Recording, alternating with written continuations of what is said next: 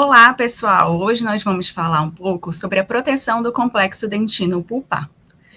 Qual a importância para o técnico de saúde bucal entender um pouco sobre esses materiais odontológicos? Até para vocês entenderem a sequência que o cirurgião dentista vai estar realizando dentro do consultório e também para manipular esses materiais. Então, a gente precisa entender um pouco desses conceitos para não ser algo automático, né? Então, hoje a gente vai abordar um pouco mais sobre esses materiais. A gente sabe que na odontologia a gente tem alguns tipos de materiais. A gente tem os materiais preventivos, né? São eles a escova, os dentifrícios, fluoretados, selante, o flúor, né? Temos as restaurações provisórias, que entram o cimento. Temos as restaurações definitivas, que é a resina, o ionômero de vidro, a amálgama. E a gente tem a proteção pulpares, né, que a gente vai abordar hoje nesse módulo, que estão o selamento, o forramento e a base cavitária. Dentro do selamento, nós vamos ter o verniz, o adesivo. No forramento, a gente vai ter o hidróxido de cálcio e o cimento de ionômero de vidro. E na base cavitária, vocês vão verificar que a gente também tem o ionômero de vidro, temos o fosfato de zinco, o óxido de zinco eugenol. O ionômero de vidro, ele pode ser tanto forramento quanto base cavitária. E também restauração. Então, a gente já conversou um pouco sobre como é que é o órgão dental, né? A gente tem a coroa do dente, nós temos a raiz e temos outras estruturas, que é o esmalte, que é aquela parte branca do dente, temos a dentina que fica logo abaixo ao esmalte, e temos a polpa. Então, para a gente conseguir proteger essa polpa de injúrias, né, a gente precisa fazer algumas manobras para tentar impedir que tenha injúria pulpar, né? Então, ela serve tanto para proteção da polpa. Então, nos livros, normalmente a gente vai ver bem dividido a dentina da polpa, mas a gente sabe que é um complexo, né? Que é o complexo dentino-pulpar. Então, normalmente a cárie, ela vai iniciar com uma mancha branca, né? E aí vai começando a evoluir, vai começando a desmineralizar aquele esmalte, e ela começa a evoluir. E pode chegar até a polpa do dente. Então, quando chega na polpa do dente, quando chega no nervo, somente tratamento endodôntico. Só que antes de chegar no tratamento endodôntico, a gente consegue evitar que vire um canal, né? Então, a gente consegue, com alguns materiais, impedir que chegue no canal. Mas tem alguns dentes que já estão tão profundos que já chegou lá na polpa. Então, os tipos de injúrias que normalmente a gente vai ter nesse órgão dental, esse órgão no dente, né? A gente tem a cárie dental, temos fraturas, erosão, abrasão. Então, às vezes, o paciente caiu, fraturou aquele dente, não tinha nenhuma lesão de cárie, mas fraturou. Então, às vezes, já chega muito próximo da polpa. Irritação físico e químico, de materiais restauradores e agentes de limpeza. E alterações também de temperatura. Então, por isso que é muito importante, quando for ter o atendimento odontológico, verificar se todos os equipamentos eles estão em perfeito funcionamento, principalmente a irrigação da caneta de alta rotação. A gente vai conhecer depois um pouquinho quais são os materiais, quais são os instrumentais, quais são essa caneta de alta rotação. Mas é aquela que faz o barulhinho, que normalmente os pacientes eles têm um pouco de receio, um pouco de medo, né? Então, a gente precisa ver se ela está irrigando de forma satisfatória, porque ela pode também, essas alterações de temperatura, pode também prejudicar a polpa do dente. Então, traumas oclusais, às vezes, o paciente que tem bruxismo, né, que tem apertamento, que range os dentes, então pode também estar causando uma injúria ali naquela polpa. E condutividade elétrica. Então, a amálgama, tem alguns tipos de restauração, como uma amálgama, que pode ter condutividade elétrica durante a oclusão daquele paciente. Então, a gente precisa proteger a polpa desses fatores, né? Os estímulos químicos, às vezes os agentes de limpeza cavitária, eles podem também estar irritando, podem estar causando um dano ali naquela polpa. Materiais protetores e restauradores também. Estímulos físicos, alteração de temperatura, traumas oclusais, pressão de condensação, principalmente no amálgama, quando a gente precisava fazer a restauração, às vezes fazia uma pressão na condensação, e poderia causar uma injúria ali naquela polpa. Condutividade térmica e elétrica de materiais restauradores, micro-organismos, né, o tecido cariado, que a gente comentou que a cárie, ela realmente vai causar uma irritação ali naquela polpa, e às vezes tem restauração que ela já está ali na boca do paciente, já está há algum tempo naquela boca, mas às vezes ela começa a ter uma infiltração, e aí começa a ter lesão de cárie abaixo dessa restauração. Então, pode também ser um estímulo para polpa, né? E a gente sabe que esses materiais de proteção, eles precisam ter algumas características. E hoje em dia ainda não tem nenhum material que tenha todas as características. Então, às vezes, a gente precisa lançar a mão de algumas, não só de um material, de vários materiais durante o processo de restauração, para a gente conseguir ter uma proteção ali daquele complexo dentino pulpar e conseguir fazer uma restauração de forma satisfatória.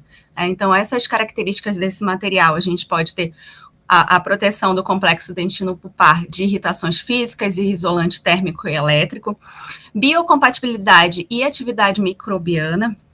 Ele tem que ter também uma adesão à estrutura dentária, tem que fazer uma remineralização à estrutura dental e estimular a formação de dentina terciária e liberação de flúor, né? A gente sabe que um dente, quando a gente conversou que a cárie do dente, ela começa a ter um processo de desmineralização do esmalte, então por isso que ele vai ficando mais amolecido, né? Então, essa remineralização ela é muito importante para que esse dente ele volte a ter a sua função, né? Também é necessário ter uma proteção contra irritantes químicos, íons metálicos de restauração de amálgama e elementos tóxicos ou irritação de materiais restauradores, vedamento marginal das restaurações. Então, é muito importante. A gente sabe que para ter uma restauração satisfatória e que a gente diga que teve um sucesso na restauração, é importante que tenha esse vedamento, porque qualquer micro infiltração, qualquer micro trinca ali, qualquer micro... A gente precisa ter essa microvedação do esmalte, né, da restauração, que qualquer uma pode estar estimulando, pode estar tendo uma desmineralização abaixo dessa restauração. Então, é muito importante ter esse vedamento da marginal das restaurações. E também é muito importante ter a resistência à compressão e a solubilização, né? Então, para a gente selecionar o material protetor, é muito importante a gente ver a profundidade da cavidade. Então, ver se o tipo de dentina que tem, né, se é uma dentina primária, secundária, a idade do paciente também é muito importante, a gente vai conversar um pouquinho sobre, e qual material restaurador que será utilizado, né? Então, a profundidade das cavidades, a gente já conversou sobre isso, mas a cavidade, ela pode ser superficial, ela pode ser rasa, pode ser média, cavidade profunda, cavidade muito profunda. Então, dependendo da profundidade, a gente vai utilizar um tipo de material. A gente vai conversar mais na frente sobre isso. Então, o tipo de dentina, né, o nosso dente, ele tem alguns tipos de dentina, e a dentina primária é aquela dentina inicial, né, ela foi gerada quando o dente ainda estava em formação, né, já presente na erupção, né, na erupção dentária. A dentina secundária é uma dentina que ela é depositada ao longo da nossa vida, né, ela se forma constantemente. Quanto mais velho o indivíduo for, maior será a sua quantidade de dentina que vai ser depositada. Então, a gente vai ver que o paciente, quando ele é jovem, então ele fica, essa dentina ainda está muito, como posso dizer, ela ainda está um pouco pequena, né, esse comprimento. Então, para o paciente, quando tem uma lesão de cárie, é muito mais fácil chegar na polpa do dente do que um paciente que tem, que já está um tempo, que já é mais idoso, né? Então, por isso que normalmente, vocês vão ver, se alguém for trabalhar com endodontista, que o paciente mais idoso, aquele canal, ele fica mais atrésico, ele vai como se fosse diminuindo, né? Justamente pela deposição de dentina. Então, por esse motivo, a polpa de idosos, ela tende a ser atrésica. Já em crianças e jovens, ela tende a ser grande e expulsiva, né? E já a dentina terciária, ela vai ser uma dentina reparadora, esclerótica e reacional, né? Ela é formada diante a um estímulo de agressores. Então, a gente conversou dos estímulos, pode ser a cárie, pode ser até mesmo o material restaurador. Então, essa dentina, ela vai sendo estimulada, né, e pelo odontoblastos, e o processo pode ser através do processo carioso ou sob restaurações, como de forma de proteção. Então, essa vai ser a dentina reacional. A dentina esclerótica é aquela dentina que ela ela fica mais, na hora da restauração, ela fica mais escurecida, ela forma como se fosse uma camada de proteção, né, do próprio dente ali na polpa, ela é bem escurecida e dura, né, então, bem rígida, né? Então, normalmente essa dentina esclerótica a gente mantém ali no dente, que ela foi uma forma do dente proteger aquela polpa da injúria que estava recebendo. Então, a gente conversou que pacientes jovens é bem mais amplo, né, por conta dessa deposição de dentina terciária, e em pacientes adultos ela já vai ficando um pouco mais distante por conta dessa deposição, né? Então, o canal ele fica bem mais atrésico. E por que, né, que a gente precisa entender sobre essa proteção do complexo dentino pulpar? Antes da confecção da restauração definitiva, a depender da profundidade do preparo cavitário, é necessário que seja realizada essa proteção pulpar. Então, a gente conversou sobre a profundidade, né, dessas cavidades. Então, quando a gente tem quando não houve a exposição pulpar, a gente faz um tipo de proteção que é indireto, né? Então, não vai ser diretamente da polpa. Então, quando a gente já tem uma exposição pulpar, a gente diz que é de forma direta, né? Porque esse material de proteção ele vai estar bem próximo da polpa para evitar que tenha o contato, né? E quais são esses tipos de materiais protetores, né? A gente tem o verniz odontológico, nós temos o hidróxido de cálcio, o fosfato de zinco, o óxido de zinco eugenol, o cimento de ionômero de vidro e os adesivos dentários. Então, a gente vai conversar agora um pouquinho sobre a profundidade e como vai ser realizado a manipulação desses materiais, né? Então, quando for montar esse campo operatório, quando você tiver uma restauração para ser realizada, vocês vão entender, por exemplo, se for uma cavidade rasa, né? Aí, qual tipo de material eu preciso colocar ali na mesa do dentista para ele poder fazer aquela restauração. Então, em cavidades rasas, a gente vai utilizar, se for em amálgama, não tem nenhum tipo de proteção. Agora, se for em resina, somente o sistema adesivo. Então, cavidades com mais de 2 milímetros de estrutura remanescentes entre o assoalho e a polpa dentária, a gente considera como cavidades rasas, né? Então, vai ser o procedimento de restauração convencional, né? A gente vai utilizar o ácido fosfórico a 37%. Ele tem na dentina, o dentista ele deixa 15 segundos e no esmalte 30 segundos. A gente essa aqui é a sequência de uma restauração. Então, a gente vai ter a lavagem por igual período, né, daquele dente. A gente faz a secagem do dente, vai colocar uma bolinha de algodão sem contato com a dentina. Porque a dentina a gente precisa deixar ela levemente úmida, até para o material, a adesão, ela seja feita de forma satisfatória. Vocês vão entender que uma restauração, ela precisa ter aquele campo mais seco possível, né? Então, a gente não pode ter saliva, fluidos, então a gente vai conversar um pouquinho sobre a questão do isolamento, né, isolamento absoluto e isolamento relativo, porque essa é uma sequência para a restauração dentária, né. Então, a gente deixa a dentina levemente úmida, mas o esmalte ele precisa estar bem seco. Então, a gente passa a aplicação da primeira camada de adesivo, depois tem algumas técnicas que volatizam, outros apenas aguardam os 15 segundos, então vai depender muito da sequência clínica que o dentista que vocês vão trabalhar vai fazer, né? Aí vocês aplicam uma segunda camada do sistema adesivo, E aí, normalmente, o auxiliar aqui vai estar manipulando o fotopolimerizador. Então, a gente fotopolimeriza esse adesivo e depois começa a restauração, né? Inicia-se a restauração, que vai ser, nesse caso, com a resina. Então, aqui é a sequência, né? A gente faz a aplicação do ácido, depois vem com a lavagem, depois o adesivo, né? E depois podemos iniciar com a restauração. Então, em cavidades rasas, a gente normalmente vai utilizar o adesivo apenas como proteção. Já em cavidades médias, né, a gente pode, que são cavidades com 1 milímetro e menos que 2 milímetros de estrutura remanescente entre o assoalho e a polpa dentária, no amálgama a gente utiliza o verniz, né, e na resina continua com o sistema adesivo. Já cavidades muito profundas, que são cavidades com mais de 0,5 milímetros e menos de 1 milímetro de estrutura remanescente entre o assoalho e a polpa dentária, a gente vai utilizar no amálgama o verniz e o IRM, né? E já na resina a gente utiliza o sistema adesivo e a gente faz um forramento de cimento de ionômero de vidro.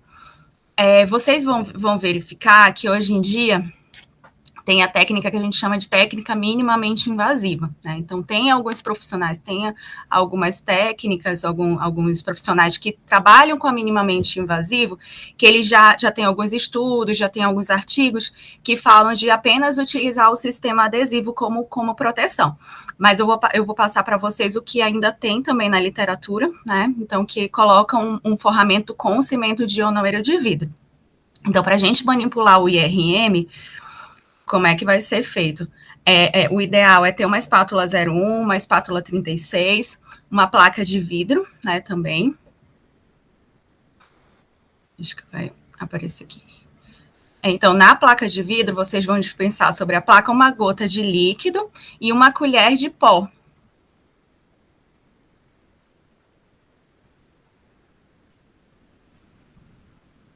E aí, como é que vocês vão fazer? Vocês vão dividir o pó em 3 partes. Então, uma parte vai ser 50, como se fosse 50% desse pó, e a outra parte vai ser 25, 25. Então, aí inicia a espatulação com a primeira parte, manipula durante 15 segundos.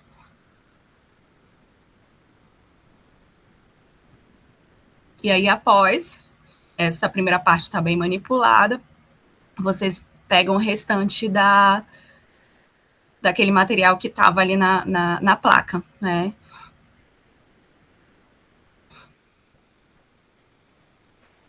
E aí espatula.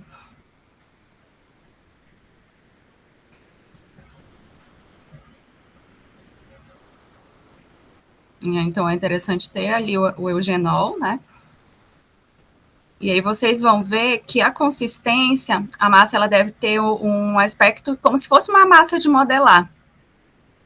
A gente diz que precisa ter aquela consistência de massa que coloca em vidro, né? Então essa, para poder instalar um vidro era bem de antigamente, né, que a gente utilizava essas massas, mas é essa consistência como se fosse uma massa de modelar.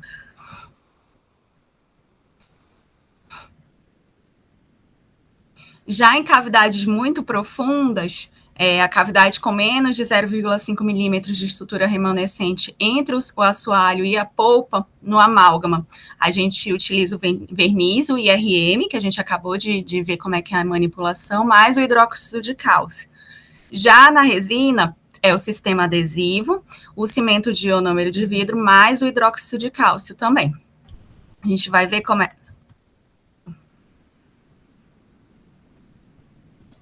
Então, aqui o protocolo, a gente vai ver o protocolo quando tem exposição pulpar, né? Então, a gente vai fazer o capeamento direto. Então, quando já chegou próximo da polpa, a gente espera, aguarda a hemostasia natural daquele sangramento, que vocês vão ver que vai ter um sangramento ali na polpa. A gente espera estancar um pouco, né? A gente faz uma lavagem com soro fisiológico ou água de cal, e lava com a aplicação de otosporin e faz a aplicação do material protetor, que é o hidróxido de cálcio mais o CIV, quando tem a exposição pulpar. Mas a gente precisa normalmente falar para o paciente que é uma tentativa de não ser necessário fazer a endo, né? Mas como tudo que é biológico não é matemático, né? Então pode ser que alguns dentes a gente não consiga, né? O paciente começa a sentir dor e aí precisa fazer o tratamento endodôntico. Então aqui é um vídeo sobre sobre a exposição.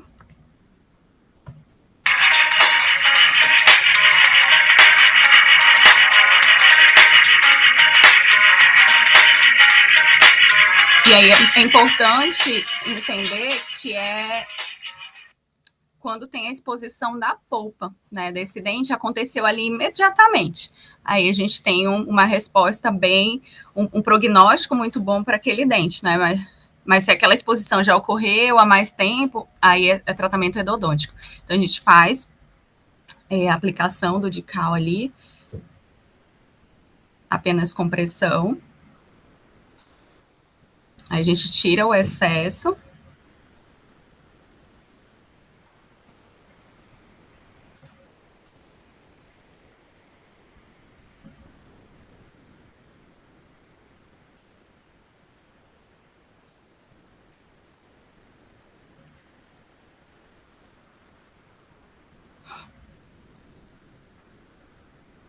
E aí a gente vai manipular o cimento de hidróxido de cálcio. A gente utiliza a base e o catalisador, né? Então vai colocar uma pequena quantidade.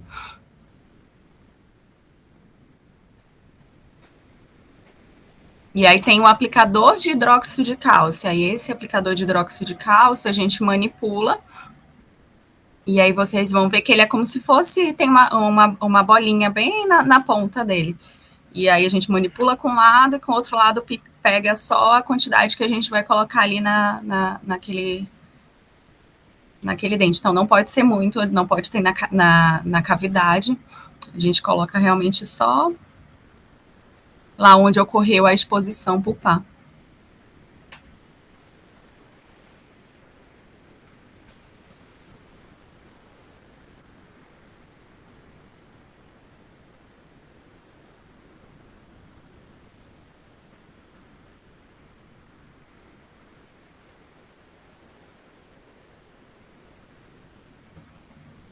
E aí, lembrando que realmente tem que ser acidental, né? Que às vezes, quando tem uma restauração muito profunda, e hoje em dia, como eu expliquei para vocês, já existe a técnica minimamente invasiva, né?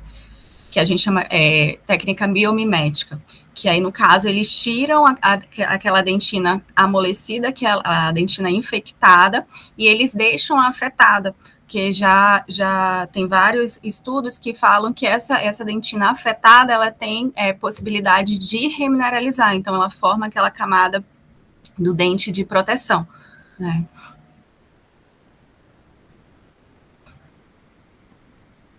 Então, hoje em dia, para a gente conseguir chegar nessa exposição pulpar, é mais difícil, mas ocorre, né?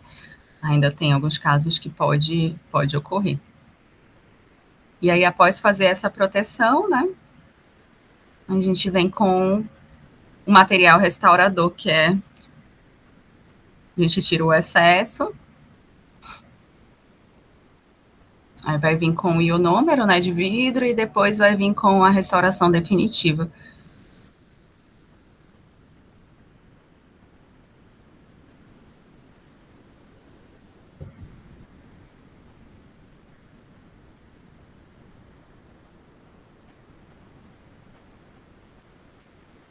E aí, esse material que ele está utilizando para tirar o excesso é a colher de dentina.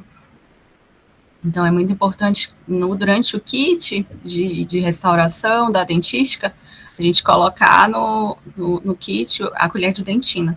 Vocês vão ver que tem vários números, vários instrumentais. Então, também é muito da preferência do cirurgião dentista, de qual numeração ele prefere. Então, mas é sempre importante a gente colocar a colher de dentina, que ela também serve para a gente remover aquela dentina infectada, né? Que aí ele vai sair como se fosse ela fica bem amolecida. Então a gente tira e às vezes começa a sair em lascas, aí é quando é a dentina afetada, né? E aí depois a gente vai colocar o cimento de ionômero de vidro. Aí esse cimento de ionômero de vidro, a gente coloca o pó e o líquido, né? A proporção normalmente de 1:1.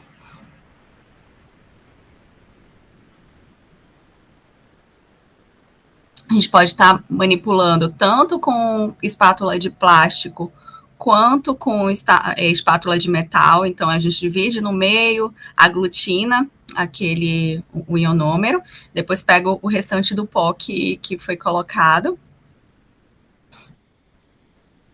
E aí vocês vão ver que o ionômero de vidro, ele tem tanto autopolimerizável quanto fotopolimerizável.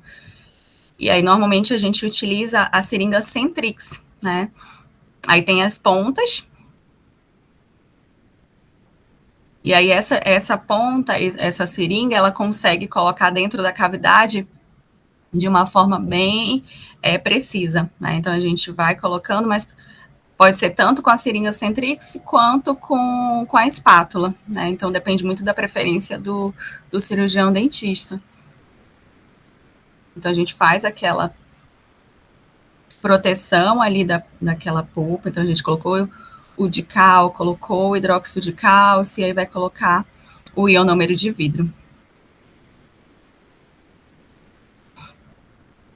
E aí, após essa colocação, né, a gente pode ser tanto normalmente o fotopolimerizável, o ionômero, a gente utiliza para restauração.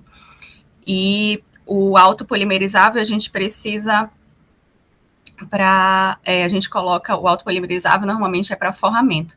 E aí a gente espera tomar presa para poder fazer a restauração definitiva. Essa aqui é a colher de dentina que a gente conversou. Então, ela vai, como se fosse uma colher, a ponta dela, ela serve para a gente remover o tecido cariado daquele dente. Então, é muito importante ter na bandeja. Então, quando for montar a mesa clínica, colocar uma colher de dentina. A espátula, que ela pode ser tanto de plástico quanto de metal, então normalmente a gente utiliza a espátula 24 ou 36 para manipular o ionômero de vidro. Essa aqui é o aplicador de hidróxido de cálcio, né, que é o do Dical. Então, como eu falei para vocês, ele tem como se fosse tem uma bolinha, né, nos dois lados. De um lado ela é um pouco maior que do outro ela é bem fininha. Então, normalmente a gente utiliza um lado para manipular o hidróxido de cálcio e no outro para aplicar dentro da cavidade. Essa aqui é a espátula de inserção de resina. Então, para o kit de dentística, ela é essencial. Não tem como a gente fazer uma restauração sem ter uma espátula de resina. Essa aqui que está na imagem é a Suprafil, né? Ela é bem fininha, então a gente consegue manipular o material, consegue fazer a anatomia ali do dente, né? Essa aqui é a seringa Centrix. Ela é a seringa que vai colocar o ionômero de vidro dentro da cavidade. Como eu falei para vocês, ela tem várias pontas, e essas pontas, elas são descartadas. Então, vocês podem, quando finalizou, jogar fora essa ponta. Então, a gente pega o ionômero de vidro, e aí tem um êmbolozinho, né, que a gente consegue pressionar para poder colocar dentro da cavidade. E é isso, espero que vocês tenham entendido um pouquinho dos materiais, como é que vai ser a manipulação desse complexo dentino pulpar, que é tão importante para a gente evitar uma endodontia. Então, para a dentística, esse é um assunto, como eu falei lá no início para vocês, é muito importante, né? Até para vocês não ficarem só como se fosse um robô, né, que fizesse, mas para entender o porquê cada material, por que a gente está utilizando só o adesivo, ou está precisando do ionômero de vidro ou do de cal. Então, espero que tenham conseguido compreender, e muito obrigada.